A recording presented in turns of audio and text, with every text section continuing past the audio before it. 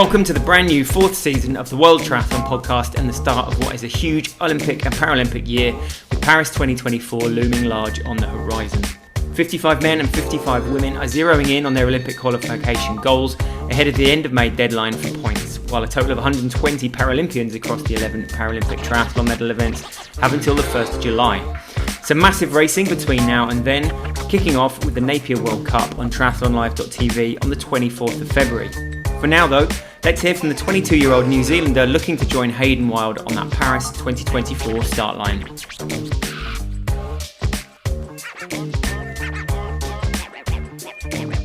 The second most successful nation in men's Olympic triathlon is New Zealand, from where Hamish Carter, Bevan Doherty twice and Hayden Wilde have all medalled. Currently flying high in 32nd place in the Olympic rankings is Dylan McCullough, after the 22-year-old Aucklander had a brilliant 2023 to establish himself as the in-form pick to potentially join Wilde on the team for Paris. So Dylan, how are you? Where are you? Thanks, Doug.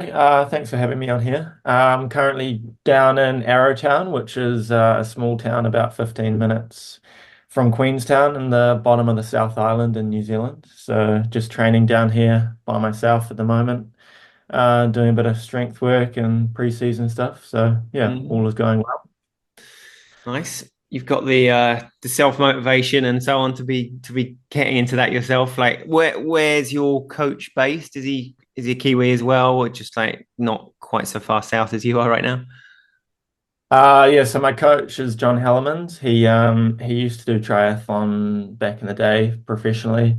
Also a sports doctor, and he lives in Christchurch, which is probably a 5-hour drive from where I am, still in the South Island. He was actually down here with me for the last week, just supervising and doing sessions with me. But yeah, he's gone home now. So yeah, just solo grinding by myself. But you just chuck the music in and yeah, it's all good. I don't mind it too much. Excellent. What you're listening to? Any sort of hot recommendations? Oh, nah, I like a bit of everything. So it just depends on my mood on the day, really. Yeah. Fair dues. What kind of an off season's it been? Are are you able to switch off for a bit? Are you one of those that like finds it quite important to take a step back, or do you just particularly in this phase, you've come out of a great year. Is it quite hard not to just sort of want to keep pushing? Yeah, so I finished my season after Miyazaki, so end of October last year, and obviously motivation was pretty high and stuff, with my first World Cup podium. So yeah, like I was motivated to continue, but I knew that I had an important year coming up. So I took the 2 weeks rest and went on holiday, and yeah, I just completely switched off. That's what I like to do, and not really think about triathlon at all, and just let myself go a bit in terms of eat whatever you want and do whatever you want. So yeah, I took 2 weeks of doing that and then gradually built up. Still just consistently in a volume block at the moment. Yeah, before sharpening up for some racing in the next month or so. Yeah, a couple of big ones, right? The Wanaka, is it? Conti Cup? Is that going to be the first one? I saw your name on the list of that, along with, well, a lot of New Zealanders and quite a lot of Italians by the looks of it. A few familiar faces, a couple of like old battlers for you on there in Nicola Strada and Crociani. Yeah, it'd be good to have them here because they're strong swimmers and cyclists. So yeah, it'd be nice to get a bit of a breakaway or something going. And I assume they're here for the Napier World Cup the weekend after in the relay. So yeah, it'll be good to see where everyone's at a week before the World Cup. And yeah, no, it'll be good. I'm looking forward to it. And yeah, the start list's not quite out yet for Napier at time of recording, but presumably we'll be seeing your name on there as well. Yeah, I will be. Yeah, and hopefully the relay the next day. So yeah, good one. A new venue. What can you tell us about Napier? Somewhere you've raced quite a lot.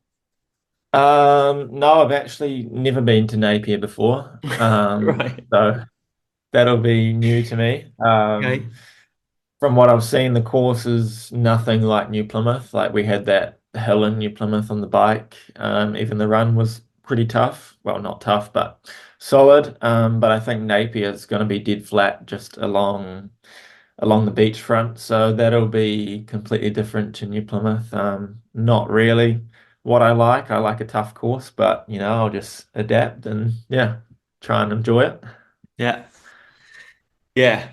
The yeah, how do you feel about so is it so for you personally, it was a bit of a shame to see New Plymouth switched out for Napier, was it?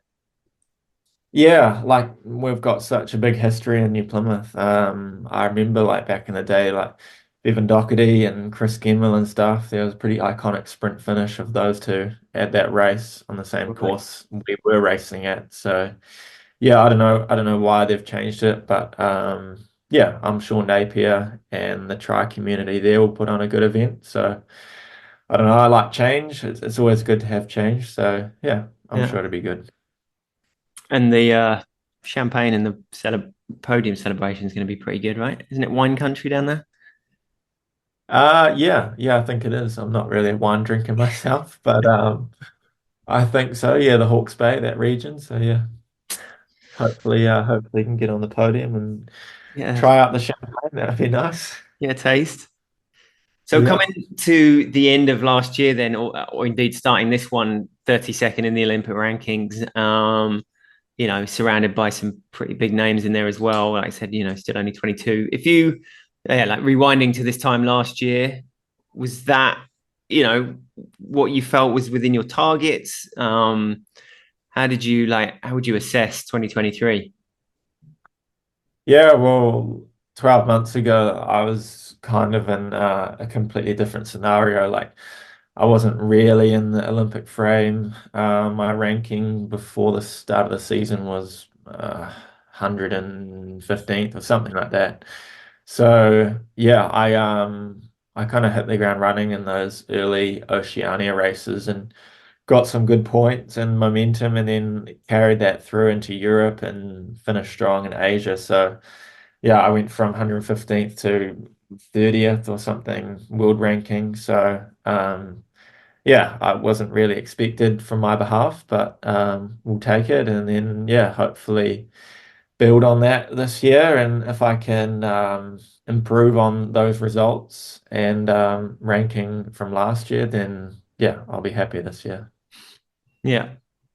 I suppose, yeah. So, yeah, I mean, you'd already had your first WTCSs in like 2021, right? So it's been a kind of a gradual build in a sense, but obviously fourth in New Plymouth and then ticking off that first World Cup podium were massive sort of milestones for you. How has it been then for the last couple of years, sort of breaking in, like finding yourself at this point now where obviously the New Zealand elite mixed relay team had been so established for quite a long time. I mean, it was effectively like the same as the junior and under 23 as well. Like that's how long it's been that those guys have been together, right? With Nicole and Taylor and uh, Ainsley. So how has that sort of journey been for you and breaking in and someone like, I guess, that a couple of big personalities sort of retiring around like Andrea Hewitt and Ryan Sissons retiring and so on. So it's been a like consistency, but at the same time, a bit of a changing of the guard, isn't there?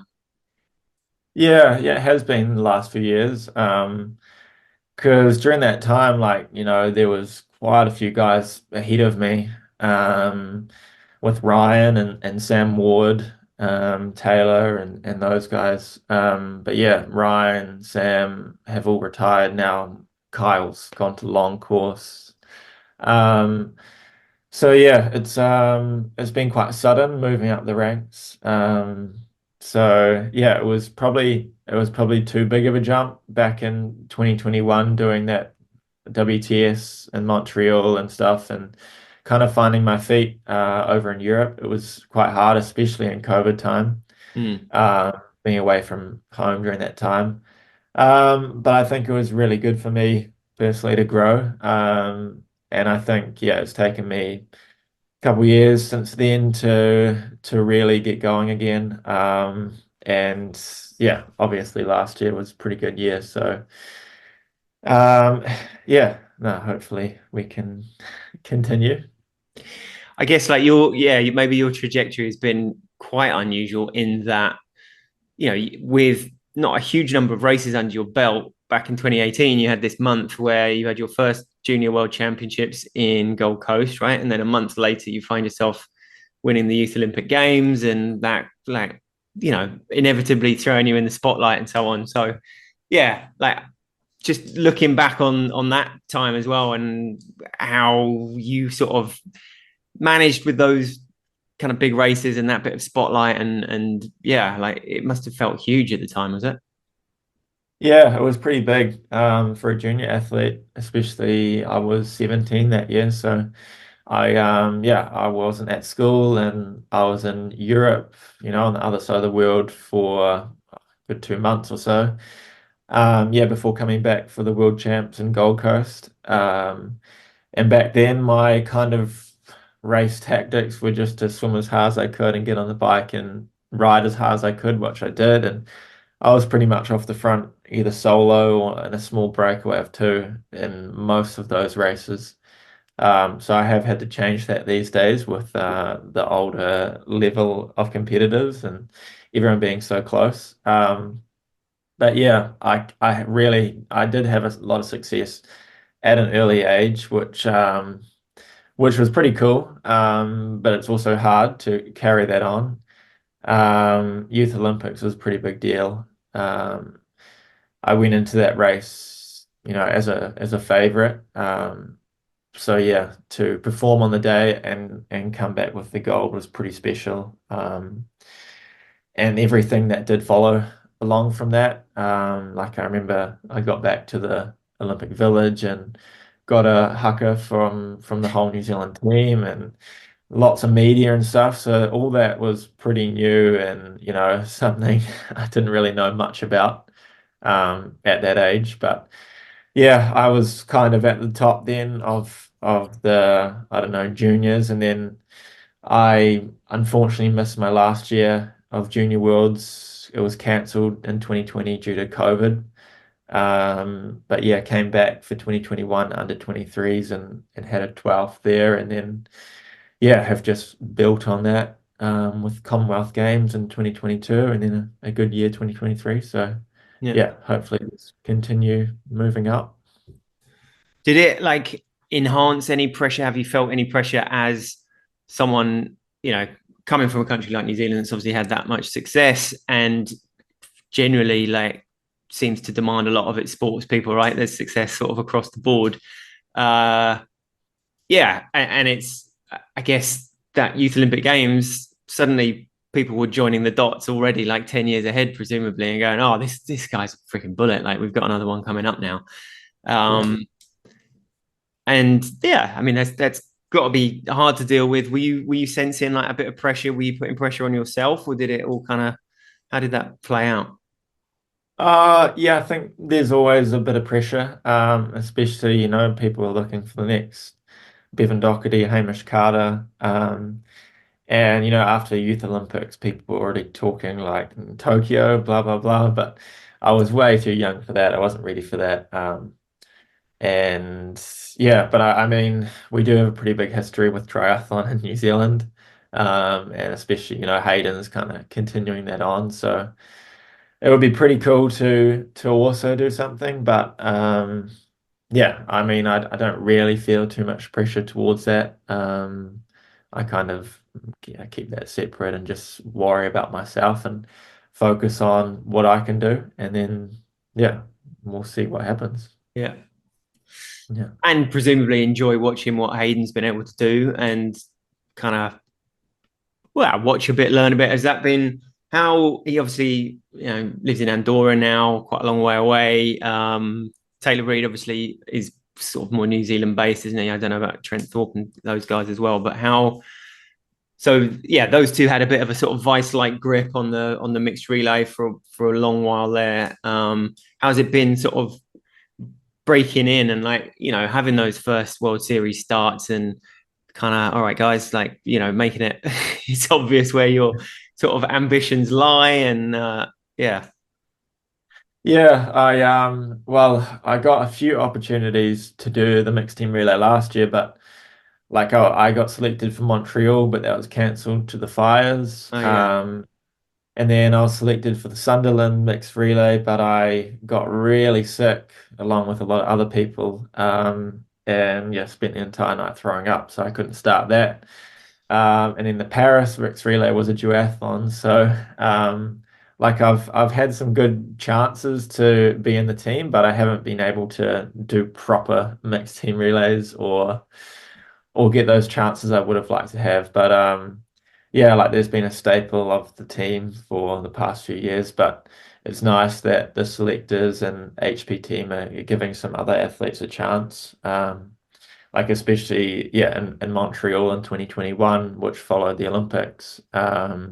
They gave myself and Saxon a chance. And yeah, that was really cool because we got on the podium and it just kind of showed us what that level is like. So yeah, it would be nice to get a few more chances in that mixed team relay over the next few months to yeah, see what it's really like. Yeah. And so will presumably like the Napier lineup, will that be based on the results from the day before? Is it one of those? It's a bit kind of fluid. Nobody is sort of guaranteed anything, or Yeah, usually they just select like a team of six before the race, and then depending on how the race goes, they select their final starting four with the two reserves. So yeah, unsure yet what will be, but yeah, we'll see what happens after the individual. was the Paris one of those? It's yeah, it was a duathlon, which was obviously massively disappointing, but it's still it's the mixed relay. You're wearing the New Zealand freaking uniform. You're on the Olympic start line as much as, and you're able to put in an amazing three segments, despite your kind of preferred one, I guess, not being even part of there, right? So you must have come away from that delighted with how it went. Yeah, yeah, it was pretty cool just being in Paris to race on those iconic streets and landmarks in the first place. And I wasn't sure until like a month out when the start list came out that I'd get a start because of my ranking at the time. So yeah, I really enjoyed that opportunity. The individual didn't really go my way. A few problems there, but yeah, it was cool to have a solid mixed team relay league and just get a feel for what it's like. And yeah, not many people get to race in Paris on those streets. So yeah, that was pretty special and something I'll always remember. Where did the problems arise in the individual? Like, was it as early as in the swim? There's obviously like current situations to be dealt with. There was a yeah huge amounts of Yeah, I was just having some continued problems from Sunderland like 2 weeks okay. earlier. Stomach. I yeah, just had pain on the bike and then the run, and if you know what it's like trying to run with a sore stomach, it's not very nice. So Right. I battled through and finished, so that was the main thing. It was a case of getting through it, and yeah, Yeah.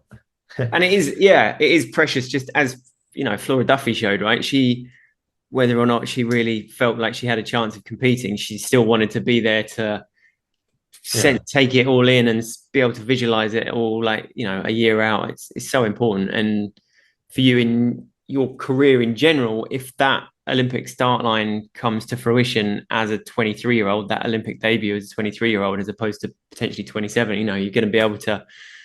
I mean, the sort of know-how that will give you heading into an LA campaign, and you know, in the ideal world, will be incredibly precious, right?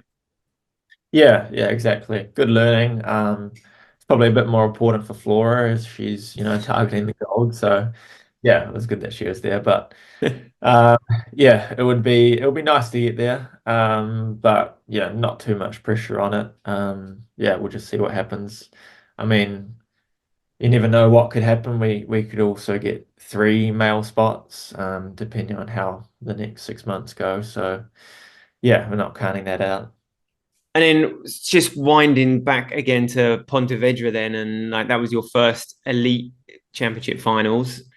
being an influencer in that situation and being among that incredibly well-oiled French machine. And yeah, like the learnings out of that must have been pretty huge. Yeah, it was pretty special to race the grand final.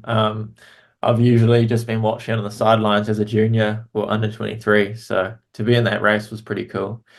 Um, and yeah, I made that front pack, but obviously we had Hayden Wilde chasing the world title in the chase pack, so I didn't want to get involved anywhere near the front to put more time into him, so I kind of just hung back and let the French do their thing. And unfortunately, didn't work out what Hayden wanted or the New Zealand team. But yeah, he still got second. But yeah, for me, I think I got up to 12th after 5K on that run. So I was running pretty strongly, but probably yeah, burnt a few too many matches in that first 5K and finished 21st as Blumenfeld and those guys ran from the chase pack. But overall, it was a pretty good race from me. Good amount of points and stuff. So that was my aim, Olympic points. And it was also my first time at altitude doing a block going into that race. So I went up to Font for a few weeks and trained with Richard Murray and Rachel Clemmer up there. So I wasn't really sure how that was going to go leading into the race. It was quite new. Yeah. Yeah, everything went well up there and came down and did a pretty good performance. So I think we'll look to do the altitude thing again moving forward.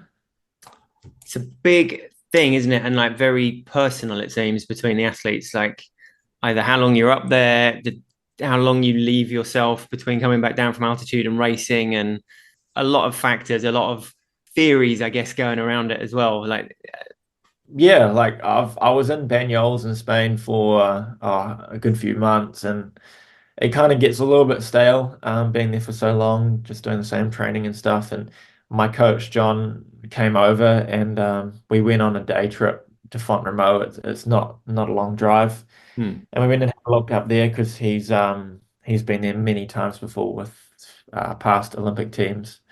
And yeah, he introduced me to Richard and Rachel up there, and then I came back to Banyoles for a few days, and then yeah, we decided that I'd go back up there for a few weeks just to try something because didn't really have anything to lose, like hmm, yeah, but stuff to gain. So I think that went well, and especially leading into the Asia race block, I had a bit of continued altitude, training in my body to push through because that was pretty messy few weeks with all the travel and yeah, back right, from Europe, and then back to Asia and stuff. So yeah, yeah, yeah, I think that went well for me.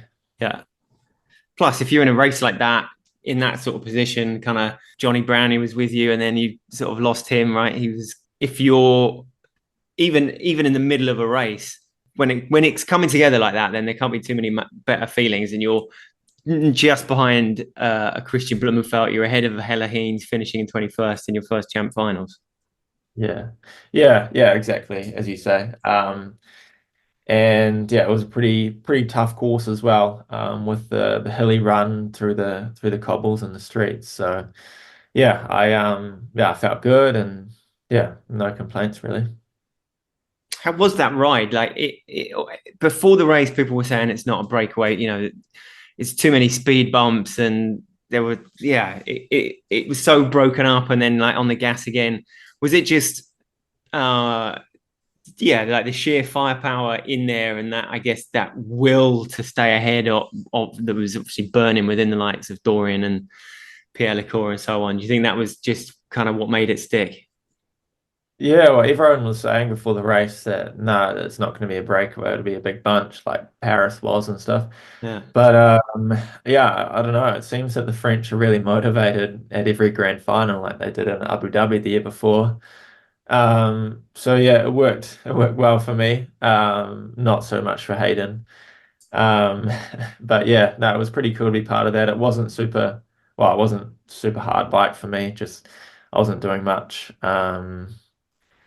But yeah, no, it was pretty good. from them to be riding that hard, and then especially for them to run like they did, and Dorian to win that was pretty spectacular. Like Leo did the year before, it was just mind blowing. Yeah, crazy. Yeah. Yeah, 2 years in a row where they sort of collectively dictated who was going to be champion. I mean, were there, I guess, particularly in light of what had happened the year before, had there been any conversations between you as a team about, like, the chances are pretty good that you and Taylor, or one of you at least, is going to be in that front pack? Hayden might be a bit further back. Nobody's obviously imagining the cap drop situation, but after Abu Dhabi, going into this one, similar scenarios, the French kind of lurking. Was there ever any conversations about how team tactics would work?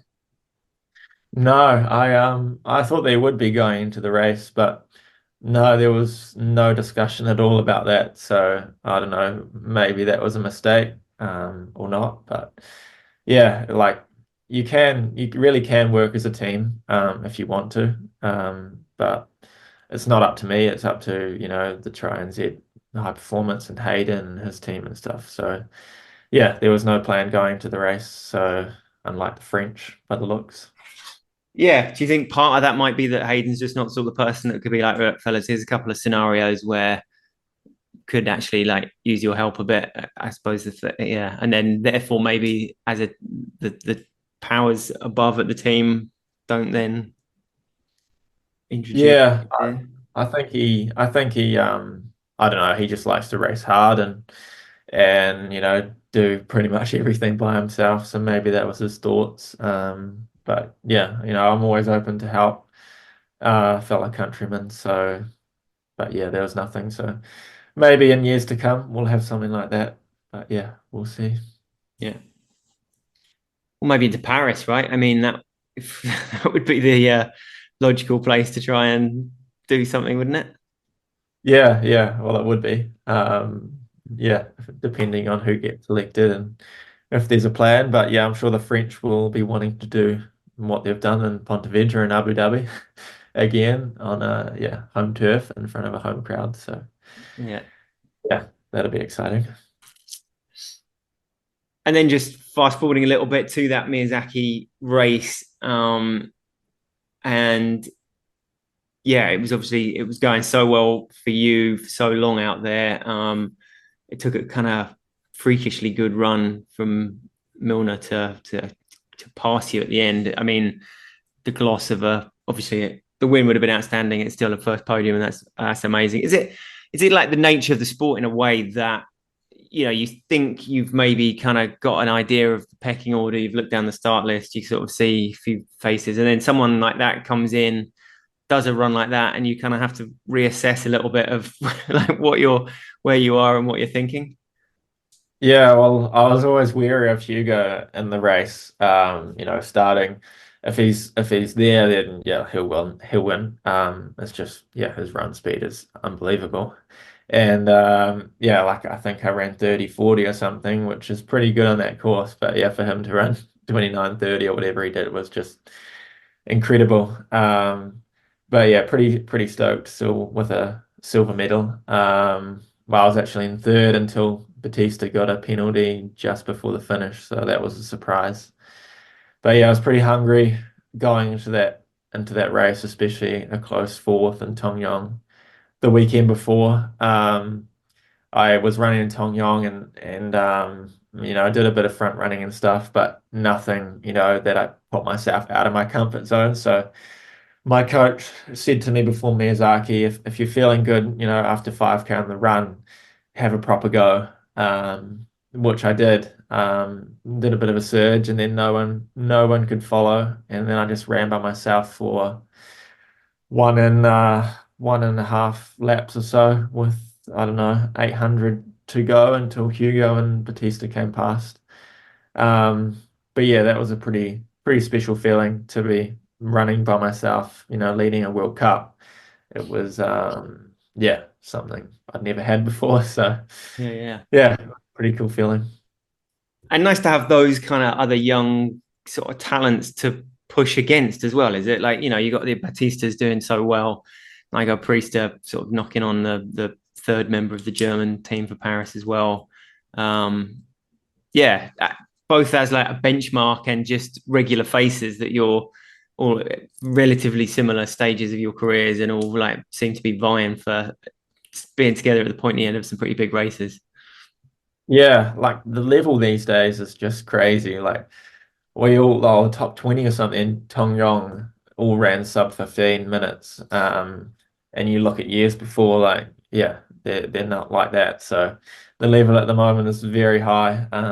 But it's really good for the sport. Everyone's pushing each other, and that whole Asia campaign was pretty cool because we all traveled to every race together as a big group. So it was a cool experience, and you got to know like new people, yeah, that you hadn't met before. So yeah, pretty cool experience, and I'm very glad I went to it. And a few new venues coming up this year as well. We've got Samarkand in Uzbekistan among them, the Levin Indoor World Cup in France, starting off in Napier, obviously as well. So yeah, it's going to be a big year for many reasons. What are your?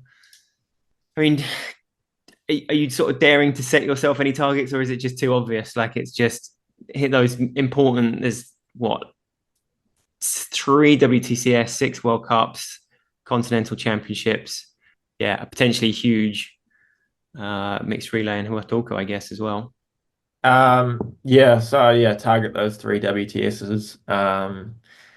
There's still a chance to qualify with top eights for our selection. It's pretty hard these days with that level, but I'll do those WTSs. The World So a Cups. top eight, sorry, a top eight in any of those three would guarantee you that start spot, would Uh, it?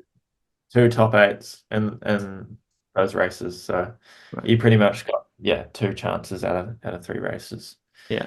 to do that, which is, yeah, pretty tough. But yeah, I'll still go there and race those. Continue, yeah, hopefully increasing the Olympic ranking, and yeah, hopefully some mixed team relay chances along the way. And yeah, we'll see about the Olympics. It's not the be all end all. Be nice to get there, but yeah, we'll see. And then, as I said, if I can just, have improve on last year's results, then yeah, that's all I can ask for, really. And so, what? Yeah, the sort of volume you're doing at the moment, is it? How much of a build are you going to have to do over the next month up into Napier? Well, and Wanaka beforehand, right?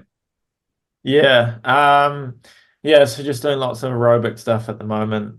Um, yeah, I quite enjoy training by myself. I don't mind it. So I'm just down here.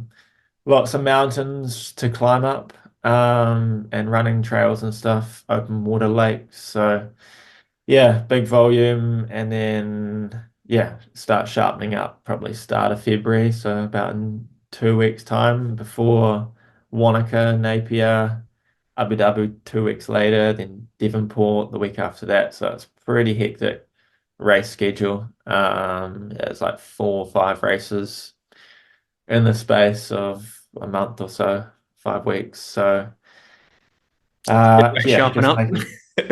just making sure, I've got enough fitness to carry me through those races. You said you're staying with your mum and dad still, right? At the moment, are they what? They have like a vaguely sporting background. Are they sort of people that take a keen interest in what you're doing? You finish a session, or are they just kind of letting you do your thing and just make sure there's a No, nice steaming bowl of pasta waiting for you when you get in? no, they're very, very supportive. So yeah, driving around, or I don't know, following me for a run session, or bike sessions or swims or whatever, they're always helping, along with meals and stuff. So yeah, I'm pretty lucky to have them. It's a lot harder doing it by yourself, if you didn't have a coach or family support. It makes life a lot tougher. But yeah, no, I'm lucky to have that support down here with me. And is there anyone else that has like figured in your formative years as like a particular source of inspiration, either like inside or outside of the sport? Well, I have to go with the Brownlee brothers. I mean, like I remember watching London 2012 Olympics when I was 11-year-old. And then yeah, I've just, been a big fan of them and the way they race, their aggressive nature. And yeah, I just want to try and follow that kind of racing, and yeah, they inspire me to do this. So. So between the age of 11 and 17, when you went to Buenos Aires for the Youth Olympic Games, was there a light bulb moment in there, or did you already have it by the time of what, where was the point where you're like, this is what I want to like dedicate my life to? Yeah, it was probably I was a big fan, at 11, 12, 13, 14. But then yeah, it kind of really came in probably around 16 that I really wanted to do it full time. So yeah, I actually ended up leaving school a year early to move out of home. I moved to Cambridge, which was a national training centre at the time, and that was in 2018, so I was 17 then. Spent a stint in Europe that year, racing Junior Conti Cups, the European Youth Olympic qualifier, and then yeah, finished the year off with the Youth Olympics. So I'm glad I left school, and yeah, that paid off for me with the Youth Olympics and stuff. Yeah. All right. Something that people may not know about you. Give us a little Dylan McCullough nugget. Before I did triathlon, I wanted to be a musician or a pop star, whatever. I Right. I played the guitar and sang and stuff for probably 5 years or so before I started properly doing triathlon. And yeah, I really love music and that's what I wanted to do. But I don't know, the more I did triathlons and stuff, that kind of took over, and yeah, that became my new passion. Yeah. Who did you want to be at the age of 12, 13 as a rock star? Everyone had wanted to be someone specific, right? Yeah, I wanted to be Justin Bieber. He came to my school actually, my primary school when I No was, way. probably like 8 or 9 years old. Jesus. And he played a concert there, kind of when he was starting out. There was a person at my school who won a competition to have him come and play. So yeah, I saw him there, and that kind of, I don't know, inspired me. And then yeah, I was just obsessed with guitar and singing and music and everything. So I did that for a good few years. Yeah, before triathlon. Oh, But wow. yeah, I think it's good I stuck to triathlon because I'm not sure I would have made the cut with music, unfortunately. You'll play a bit though? Like, got quite good at the guitar? Yeah, yeah, I You did. still I write played a stuff? Like, lot. did you write your own? I mean, do you still find yourself No, I never wrote songs back at that like, age. I was just, doing covers of other people's songs. But yeah, I still get on the guitar every now and then, play some chords, some songs. But yeah, not so much. It's yeah. nice. It's nice every now and then. All right. So if you could pick your team intro music for Team New Zealand at Paris, what would you want to walk out to? I'd have to definitely go with a Kiwi artist.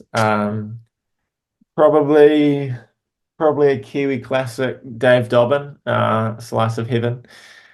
He's yeah, he's been around a while, and it just reminds you of home kind of before you start the race, so that's always a nice feeling. All right. But I think everyone enjoys a bit of Dave Dobbin. Dave Dobbin. What? I've not heard of him. What is the sort of style? He sounds like he might be like, is it the sort of song that's going to pump you up? Yeah, yeah, yeah, yeah. Ah, right. It's yeah. I don't know what style genre you call it, but yeah, no, it's a good song. Yeah. All right. And then lastly, yeah, like looking back over, yeah, 22 months till you're 23. What is your standout race, your moment? Not it doesn't have to be result necessarily, but what's the one that you kind of look back on and either had felt like you had that eureka moment or just got the result that you really felt you'd earned? I'd have to say Youth Olympics.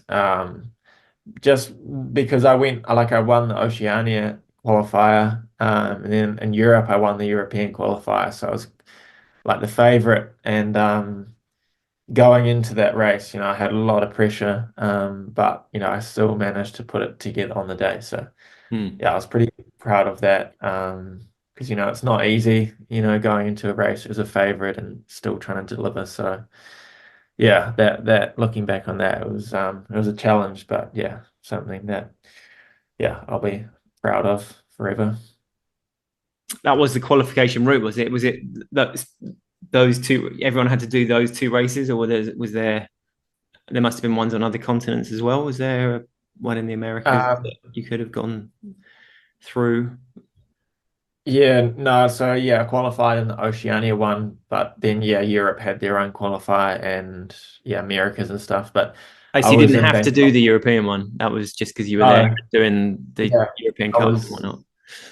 Yeah. So the qualifier there was in Banyuls, and I was training with the New Zealand team in Banyuls. So I just walked 100k, or sorry, 1k down the road, and started the race. So yeah, Yeah. it was more of a training race, but I came away with the win. So it was probably not the smartest thing to do. Putting a target on my back, and because I did do a solo breakaway that day, so they probably knew what I was planning to do at the Youth Olympics. So yeah, that's another reason why it was special to pull it off at the Youth Olympics. And then for the mixed relay, just like at the Youth Olympics, you're just kind of thrown in with how are the teams selected? Yeah, so we were in Team Oceania, so two Kiwis and two Australians. Right. Uh, and then yeah, it was Team Europe and Team Americas and stuff like that. But that was a pretty cool experience. You never ever get to race with Australians in your team. So yeah, no, it was actually really cool. I can't remember what our name was called now. We had some funny name, but yeah, no, that was pretty cool looking back on that. Great. Well, it's been excellent to get to know Dylan McCullough a bit more. Thanks very much for your time. Really appreciate it. Nice to kick off the 2024 podcast season with a Kiwi, as the racing is going to start there as well in a few weeks. So, yeah, best of luck for the season ahead. It's been great to watch you the last season, and yeah, big things ahead. Thanks, Doug. Appreciate the chat. Thank you.